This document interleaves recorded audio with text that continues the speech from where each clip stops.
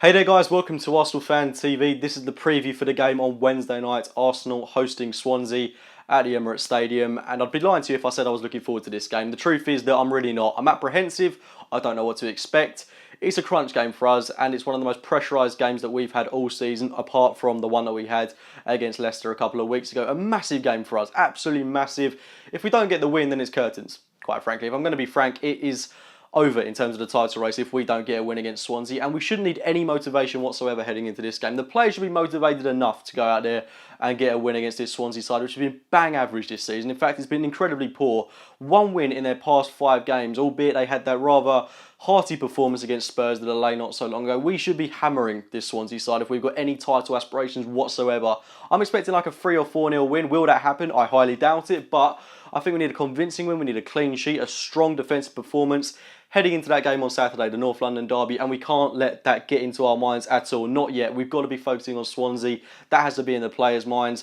And yes, the game on Saturday is a massive one. It's a huge pressurised game, and it is going to be the biggest one of our season. But at the moment, the game against Swansea is equally as important as that one against Spurs, if not more important, given the way things are standing. Leicester currently host West Bromwich Albion on Tuesday night. Spurs are playing away at West Ham. We've got to assume that both of those sides are going to win those games, which puts more pressure on us to win on Wednesday night. Now, Swansea, like I say, have been poor, but they are fighting at the bottom end of the table in order to survive. They have been unconvincing this season. Their defence has looked rather more convincing than their attack at times. Ashley Williams does seem to be the more consistent player in this Swansea City side, and they are a team that are struggling for goals. Jefferson Montero typically had one great game against Arsenal last season, absolutely ruined Callum Chambers, but apart from that, hasn't really done anything else in the Swansea shirt. Their top scorer on 8 goals is Andre Ayew. He's a player that we've got to watch in this game, but they are a low-scoring team, similarly to us at the moment. But albeit we should be keeping a strong defence performance in this game, and we should be keeping a clean sheet. No excuses whatsoever. We should be looking resolute at the back, and I just want the attackers that we've got up front to speak for themselves, get themselves a couple of goals,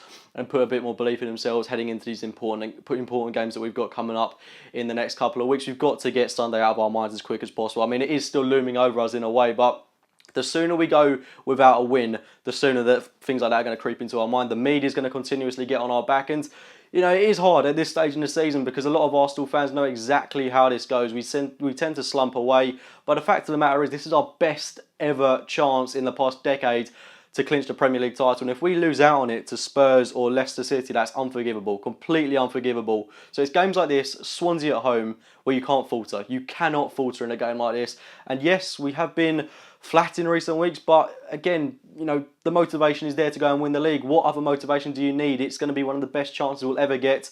You know, I'm not the one to talk to the players. I would hope that Arsene Wenger is able to get his players up for this game, and we put in a really good performance straight out of the blocks as quick as we possibly can do. You've got to imagine we're playing against Barcelona when we're playing against Swansea on Wednesday, which is an odd way of looking at it, but it is the way we've got to go into the game. It's a cup final for us. It's one of the biggest games of our season, and I do think there do need to be big changes in the Arsenal dressing room. A couple of players that I don't think deserve to make the Arsenal starting 11. First and foremost, Aaron Ramsey, been incredibly poor, and we do have another option in midfield in Mohamed El-Nene. And is he a good option for us? He's a solid option. I'll say that. He's not a fantastic option. I do think at the moment, we haven't seen enough of him yet, but if I'm judging him solely on what he's done in an Arsenal shirt, he does strike me as a rather, I don't want to say average, but he does strike me as a kind of ordinary player at the moment. I think that's the perfect way of summing him up. He has been ordinary. He's done nothing special. He's had a few long shots. His passing is good. He's solid. He's very resound, and that's what I quite like about him, but he's not a world beater, and that's not to say that he won't be in a couple of years' time, but I mean, we're looking at an Arsenal team now where we needed players to come in and we needed them to be hitting the ground running. I'm not saying Onene hasn't done that yet. I thought he looked a bit out of his depth away from home against United. He was thrown into the deep end, admittedly, in that game. But maybe this is a good chance for him in which to start. And I would like to see a bit more from him. I don't want to be too harsh on him. I'd hope he'd prove me wrong. And he showed he's got a bit more about him than Aaron Ramsey does at this current moment in time. So I would be opting to start El-Nene in this game. That's just a different option for us. We need to look to play something different than Aaron Ramsey. But on the flip side, Ramsey playing against his former rivals when he was at Cardiff. Swansea, of course, had that famous rivalry with Swansea City, so possibly he'll be more up for this game than El-Nene would be. But it's really a difficult one. I mean, if we're basing it on form players, then who can you pick in this Arsenal starting 11? The only player that is pretty much on form for Arsenal at the moment is Nacho Monreal, Petr Cech, and Welbeck. Those 3 players are the only ones that are kind of on song for us at the moment. Everyone else is low on confidence, low on self-esteem. And it's difficult to pick the starting 11, but Ramsey for me is the player that needs to be dropped, and he needs to be given a kick up the arse, quite frankly. On that right-hand side, Theo Walcott, he doesn't even make the bench for me because he was that abysmal away from home against United. 9 grand for every touch he made of the ball in that game. 16 touches, and he's on like 140 grand a week. That is shocking for one of your more senior players.